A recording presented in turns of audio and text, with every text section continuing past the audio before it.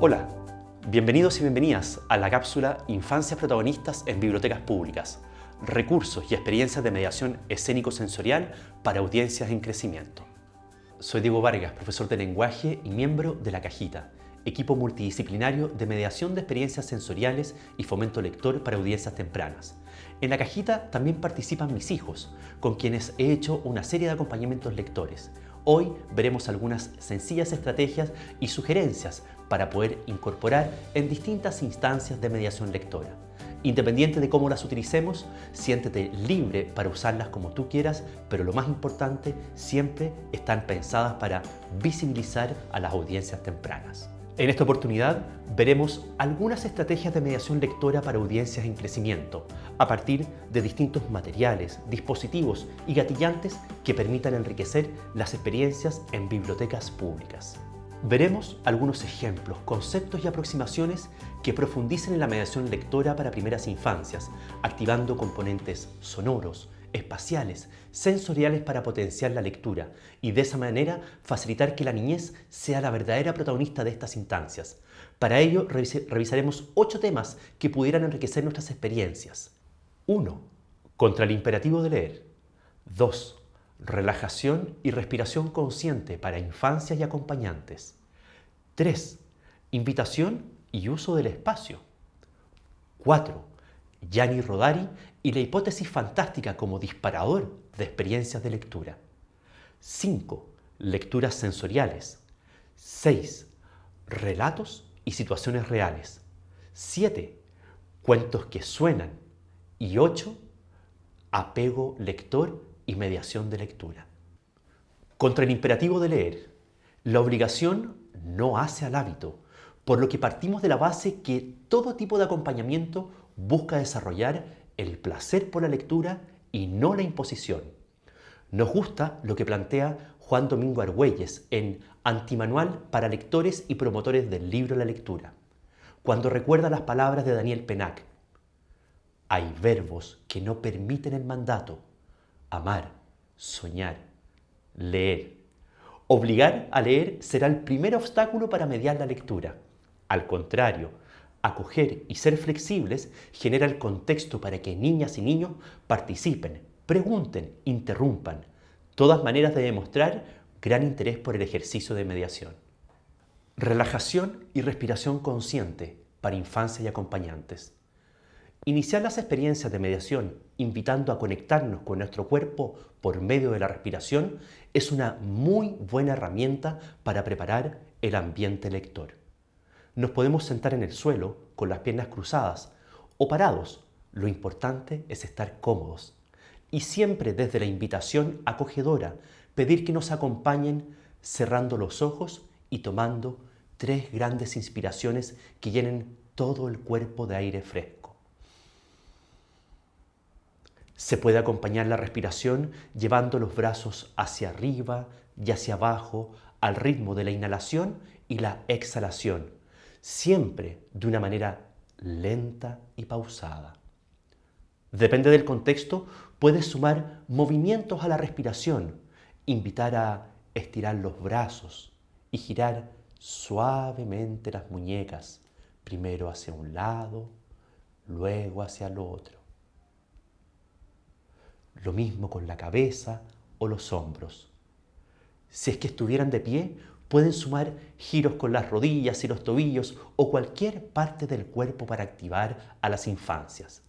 Un ambiente relajado será un buen pie de partida para abordar la lectura. Nunca obligar a nadie, solo si se sienten cómodos y cómodas para realizar la activación corporal. Invitación y uso del espacio. Cuando mediamos, también lo podemos hacer a través del espacio. Para esto, no es necesario contar con muchos recursos para resignificarlos. El espacio acompaña la lectura, por tanto, es ideal si puedes contar con un lugar con luz natural y muy acogedor. Si no cuentas con un espacio con estas características, lo puedes adaptar, creando, por ejemplo, un altar de libros, poniendo los textos a mediar sobre una manta o una mesa, o situarlos en un contenedor como canasto, cesto o alguna caja, de manera de resaltar que esos Son los libros que por ese día tendrán un significado especial. Si se puede, se recomienda trabajar más semicircularmente que frontalmente para crear un espacio cercano con todos quienes participen. También puedes delimitar el lugar con cuerdas, tiras de luces LED seguras para niños, lanas, cintas adhesivas no tóxicas o cualquier otro elemento que enmarque la actividad. Lo más recomendable es estar a ras de piso y facilitar un lugar cómodo para sentarse y moverse si así lo deseas. Una vez que tengas el espacio preparado, puedes dar la bienvenida a quienes participen y crear un sencillo relato que enmarque la lectura. Una manera de hacerlo es vincular entre los distintos textos que se van a mediar algunos temas. Por ejemplo, ¿les gustan los osos? ¿Sí? Porque en los cuentos que hoy veremos siempre aparece un oso. O ¿saben que los cuentos que leeremos hoy están todos protagonizados por una niña o un niño que tiene la misma edad de ustedes? O si a ustedes les gustan los dinosaurios como me gustan a mí, entonces van a disfrutar muchísimo de los siguientes cuentos.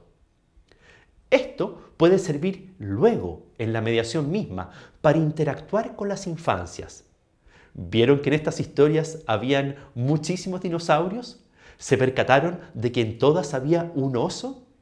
También es útil para darle una unidad a los cuentos y que no se presenten como momentos aislados del acompañamiento lector.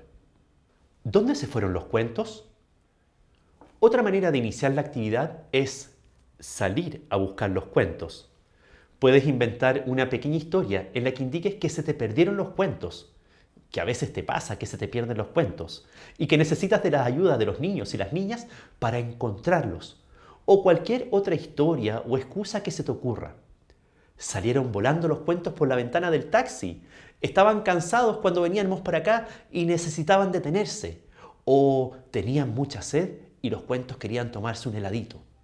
Para ir a buscarlos, atraviesen distintos lugares realizando movimientos que permitan a las niñas y a los niños activarse corporalmente.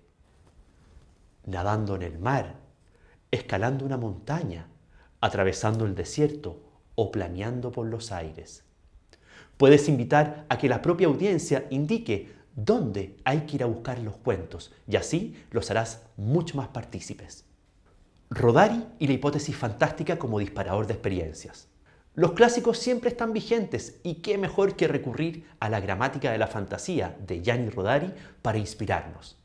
Lo que me gusta de esta estrategia de la hipótesis fantástica es que puedes iniciar cualquier relato a partir de imaginar. Y es tan sencillo como poner a las infancias en el lugar de los relatos, iniciando siempre desde la pregunta ¿qué pasaría si? Por ejemplo, ¿qué pasaría si te pidieran extraerle un diente a un cocodrilo, como en Cocodrilo va al dentista de Taro Gomi? ¿O qué pasaría si te revolcara el mar, como en La Ola de Susy Lee? ¿O cómo lo harías? ¿Qué pasaría si es que tuvieras a un Diplodocus como mascota, como Alex en Alex quiere un dinosaurio de Satoshi Kitamura? ¿O cómo lo harías para atrapar una estrella en Cómo atrapar una estrella de Oliver Jeffers? Ahora, imagina tú una hipótesis fantástica con cualquier cuento que quieras mediar. Existe gran variedad de libros que juegan con nuestros sentidos. Hay algunos en que se alterna la disposición de las páginas, como Los secretos del abuelo sapo de Keiko Kasa, historia en la que un astuto, valiente y bien acompañado sapo logra vencer a un terrorífico monstruo que se lo quería comer como un sándwich. Hay otros que estimulan el tacto, la vista, el oído e incluso el olfato, como la reconocida colección Peekaboo de Ediciones Liebre. Pew, Puff, Crack lleva el pop-up a dimensiones y materiales muy adecuados para primeras infancias, y las ventanas que se pliegan y despliegan harán que los mismos niños y niñas sean quienes hagan avanzar la historia. No puedo dejar de mencionar El agujero negro de Jaime Compayré. hermosa historia de las dimensiones de un agujero negro que va creciendo, creciendo, creciendo y creciendo a medida que avanzan las páginas hasta que prácticamente el agujero negro es del tamaño del libro completo. Relatos y situaciones reales. Los libros, desde siempre, han servido para transmitir mensajes a la niñez, como los clásicos Pedrito y el Lobo, Los Tres Cerditos, Caperucita Roja, por nombrar solo algunos. Hay también otros libros que abordan situaciones domésticas y que pudieran mediarse, como el mencionado Cocodrilo va al dentista, porque es muy frecuente que a los niños y a las niñas no les guste o les dé miedo ir al dentista. Me da miedo, me da miedo. Pero seré valiente, pero seré valiente. Las labores del hogar siempre tienden a ser una dificultad en todo tipo de familias y en todo tipo de convivencias. Por eso, el libro de los cerdos de Anthony Brown, con su sensible historia, nos ayuda a valorar el trabajo doméstico. «Apúrate con el desayuno», le gritaban los niños a la mamá. «Apúrate con el desayuno», le gritaba el padre a la mamá. Una vez que se iban, la madre lavaba los platos, hacía las camas, pasaba la aspiradora por las alfombras y luego se iba a trabajar. Es importante también señalar que los libros no solo sirven como recursos pedagógicos, también tenemos que fomentar el proceso de la lectura por el simple placer de hacerlo, por el gusto de leer, validando esas experiencias. Cuentos que suenan. La música y el acompañamiento lector en primera infancia siempre han ido de la mano. Activar las sonoridades propias de los ambientes que proponen los textos, incorporar sonidos a las acciones y voces de los personajes, usar onomatopeyas, son recursos que, sin abusar, pueden generar una gran conexión con las infancias. Si quieres, puedes musicalizar algunas partes del cuento o incorporar algunos instrumentos, como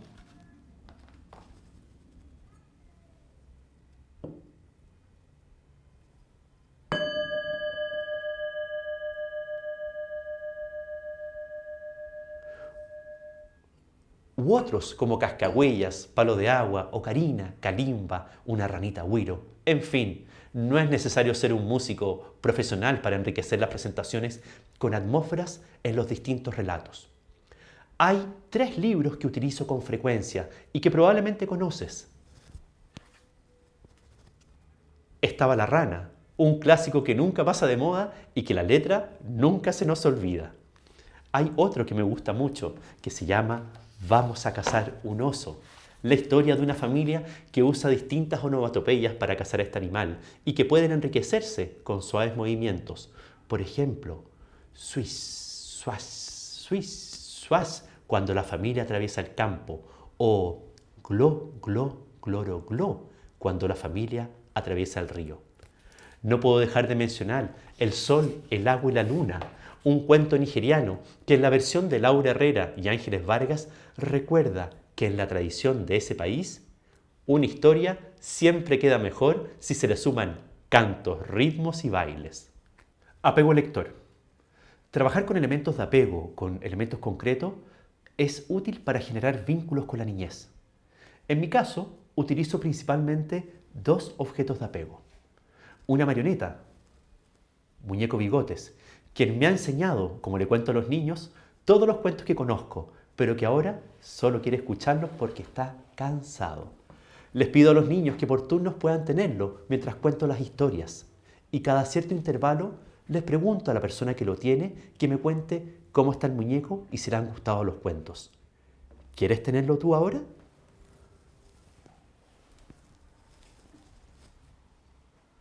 El segundo objeto de apego que utilizo son